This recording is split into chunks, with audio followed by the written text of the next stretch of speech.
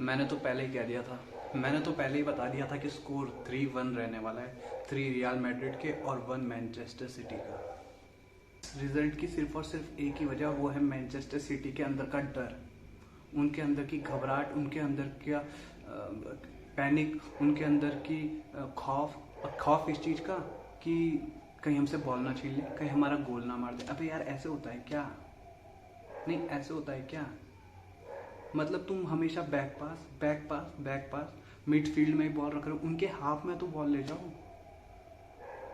उनके penalty area पे तो बॉल ले जाओ। मैनचेस्टर सिटी को देख के बिल्कुल भी ऐसा नहीं लग रहा था कि ये गोल मारने की इच्छा रख भी रहे हैं। बिल्कुल भी नहीं लग रहा था कि वो गोल मारने की इच्छा रख रहे हैं। बहुत ही डर था सारे के सारे प्लेयर्स में, सबके अंदर, चाहे वो बर्नार्डो सिल्वा हो, चाहे उनके डिफेंडर्स हो, सबके सब बहुत ही खौफ में खेल रहे थे, जैसे कि पता नहीं कौन सा उनके सामने यमराज आ गया है। इतनी इज्जत नहीं देनी पड़ती यार। आप फुटबॉल कभी भी डर के साथ नहीं खेल सकते। जिस दिन आप डर गए उस दिन आप मर गए। और ये आज से नहीं, मैं बहुत सालों से फुटबॉल देख रहा हूँ, ये हमेशा का रूल है कि आपको फियरलेस होना ही पड़ता है, चाहे आप बहुत ही बड़ी टीम हो, चाहे आप बहुत ही छोटी टीम हो। थोड़ी सी चीज़ें मैंने नोटिस करी थी फर्स्ट लेग में, जो कि मुझे लगा था, जिससे मुझे लग रहा था कि हो सकता है कि रियल मैड्रिड सेकंड लेग में मैनचेस्टर सिटी को बिल्कुल ही खा जाए, उन्हें निगल जाए।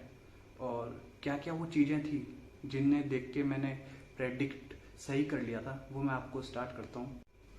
फर्स्ट पॉइंट, मैनचेस्टर सिटी के अंदर की घबराहट। वो सेकंड लेग में ही नहीं दोस्तों, वो फर्स्ट लेग में भी थी। मैनचेस्टर सिटी बहुत ही अटैकिंग गेम की थी, बहुत ही ज़्यादा अटैकिंग गेम।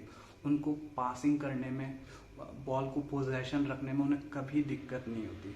और चाहे वो कितने भी गोल मार ले, वो हमेशा नेक्स्ट गोल के लिए जाते ही जाते हैं। चाहे वो 14th मिनट हो रहा हो गेम का, चाहे 80th मिनट हो, चाहे 92nd मिनट हो, वो हमेशा ऐसे ही खेलते हैं। पर फर्स्ट लेग में मैंने देखा कि मैनचेस्टर सिटी ने ऐसा नहीं किया। जैसे ही उनका स्कोर 2-0 हुआ, वो बिल्कुल बैकफुट पे खेलने लगे, वो घबराने लग गए। उन्होंने कहा कि ये इनफ है, ऐसे नहीं चलता है। अब ये मुझे नहीं पता कि ये क्यों हुआ, हो सकता है प्लेयर्स ऐसा खेलने लग गए हो सकता है पेप ग्वार्डियोला के कुछ ऐसे इंस्ट्रक्शन हो। तो इसी वजह से मुझे लगा था कि मैनचेस्टर सिटी गलती कर रही है, वो अपना नेचुरल गेम नहीं खेल रही, जो कि बहुत ही पावरफुल गेम है। सेकंड पॉइंट ये है कि जब रियल मैड्रिड अटैक कर रही थी, तो वो हाफ लाइन पे नहीं थे कि डिफेंडर लेफ्ट से राइट, राइट से राइट बैक पे, या right centre back left back को दे रहा था। नहीं, ऐसा नहीं था। जब वो अटैक कर रहे थे, विनीसियस जूनियर सीधा उनके पेनल्टी बॉक्स पे ले जा रहा था, सीधे के सीधा पेनल्टी बॉक्स में। बेंजेमा ने दोनों सेंटर बैक्स की आफत खड़ी कर रखी थी। बहुत मॉडरिच बहुत ही आसानी से उनको पेनिट्रेट कर रहा था, उनकी मिडफील्ड को ख़त्म कर पा रहा था, लाइन को पास कर पा रहा था। तो इस वजह से मुझे लगा कि यार रियल मैड्रिड तो बहुत खतरनाक खेल रही है। बेंजेमा, विनीसियस जूनियर और मॉडरिच ने अकेले मैनचेस्टर सिटी की बैंड बजा रखी थी, और ये सच्चाई थी। और ये था मेरा सेकंड पॉइंट। तीसरा पॉइंट मेरा ये है कि फर्स्ट लेग में मैनचेस्टर सिटी ने ज़्यादा ही रिस्पेक्ट दे दी रियल मैड्रिड को। मान लिया रियल मैड्रिड है, पर हैं तो वो भी इंसान ही, वो भी कोई भूत नहीं है, कोई भगवान नहीं है, वो भी इंसान ही है आपकी तरह। जैसे मैनचेस्टर सिटी है वैसे वो हैं। इतनी रिस्पेक्ट आप नहीं दे सकते। आपको अपनी कैपेबिलिटीज़ पे यकीन होना चाहिए, चाहे सामने कोई भी होना चाहिए। आपको अपनी स्ट्रेंथ पता होनी चाहिए, आपको अपने गुड पॉइंट्स जो हैं वो कभी नहीं छोड़ने चाहिए। आप सबसे बड़ी लीग में खेलते हो, आप इंग्लिश प्रीमियर लीग में खेलते हो, टफ टीम्स आपको हर अगले हफ्ते मिलती है, आपको पता होना चाहिए। आपके पास बेस्ट मैनेजर है वर्ल्ड का, आपको पता होना चाहिए। आपको अपनी स्ट्रेंथ पे हमेशा गुरूर करके रखना चाहिए। और दूसरा, भले ही कितना भी बढ़िया हो, लेकिन आपको अपने आप को कभी भी नीचा नहीं समझना चाहिए। और ये गलती मैनचेस्टर सिटी ने फर्स्ट लेग में करी, और इसी वजह से मुझे लग रहा था कि रियल मैड्रिड मैनचेस्टर सिटी को हो सकता है सेमीफाइनल में हरा दे। अब बात करते हैं दोस्तों सेकंड लेग की। और सेकंड लेग में मैंने क्या देखा, उसे मैं 3 सेक्शंस में बांट देता हूँ। और फर्स्ट सेक्शन है 20th मिनट तक, कि 20 मिनट से पहले क्या था। फिर मैं 20 मिनट से बात करूँगा जब तक गुंडागुन का सब्सटीट्यूशन हुआ। और उसके बाद मैं स्टार्ट करूँगा 85 मिनट तक का एक टाइम पीरियड था और 85 मिनट के बाद एक टाइम पीरियड था, जो कि आपने देख ही लिया, जिसमें कि रियल मैड्रिड ने मैनचेस्टर सिटी को कर दिया बाय बाय टाटा। तो पहले बात करते हैं 20th मिनट तक। तो 20th मिनट तक मैंने देखा दोस्तों कि रियल मैड्रिड ने काफ़ी चांसेस क्रिएट करे, काफ़ी बार उनके गोल्स बचे, चाहे वो विनीशियस जूनियर ट्राई कर रहा था, चाहे फिर वो बेंजेमा ट्राई कर रहा था, मॉड्रिच ने भी 1-2 बार ट्राई किया और काफ़ी पास से गोल होने से बच गए थे। और ऐसा नहीं कि मैनचेस्टर सिटी ने नहीं किया, मैनचेस्टर सिटी ने भी किया, पर 1-2 ही चांसेस किए, रियल मैड्रिड जितने उन्होंने नहीं किए। और एक बात मैं इस पीरियड की ये कहना चाहूँगा कि इस पीरियड में भी मुझे दिख रहा था कि मैनचेस्टर सिटी घबराई हुई है, और घबराहट लाजमी है, पर जब आपके पास बॉल है तब तो आप अटैक करो यहाँ, तब तो आप अटैक करोगे ना। जब आपके पास पोजेशन है बॉल का तब आप मत डरो, जब दूसरे के पास पोजेशन है तब आप डरो। अब दूसरे टाइम पीरियड की बात करता हूँ दोस्तों, वो है कब से 20th मिनट से लेके गुंडोगन की सब्स्टिट्यूशन की। इस पीरियड में हो ये रहा था कि रियल मैड्रिड आ रही थी, थोड़ा सा पास आते थे गोल के वो मैनचेस्टर सिटी के, और फिर से फिर मैनचेस्टर सिटी पोजीशन ले लेती। ऐसे ही चल रहा था और दिख रहा था कि ना रियल मैड्रिड की ज़्यादा इच्छा है गोल मारने की और ना ही मैनचेस्टर सिटी की, ऐसा साफ पता चल रहा था।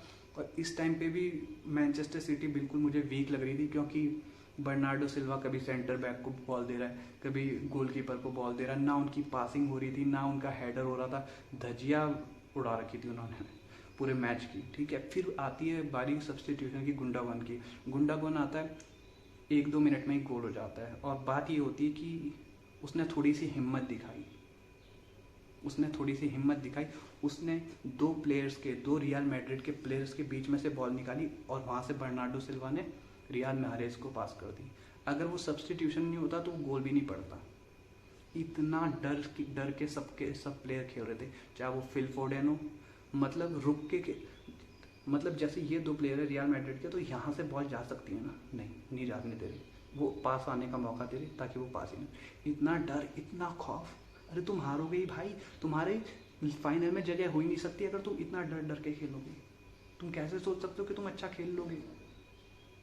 ठीक है, फिर गुंडागन ने थोड़ी सी हिम्मत दिखाई और रियाद महरेज ने अच्छी फिनिश करी, पर वो भी कैसे गोल लग गया मुझे समझ में नहीं आया।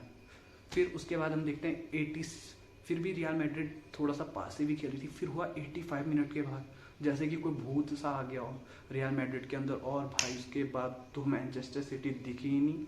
और रॉड्रिगो का क्या सब्स्टिट्यूशन था, और पता चलता है हमें कि बंदा का मेंटल स्ट्रेंथ कितनी तगड़ी है, क्या सोच के वो गेम में आया था। वो कोई डर के नहीं आया था गेम में, उसने ये सोचा था कि आज मुझे कुछ कमाल करके दिखाना है। वो घबराया नहीं, उसने कहा जब मेरे पे मौका आएगा मैं गोल मारूंगा। क्या गोल मारे बंदे ने दोनों, वाह मज़ा आ गया। क्या हेडर था, क्या बॉल पहले ही डिफेंडर से पहले ले लिया और गोल। ये होता है क्लास प्लेयर।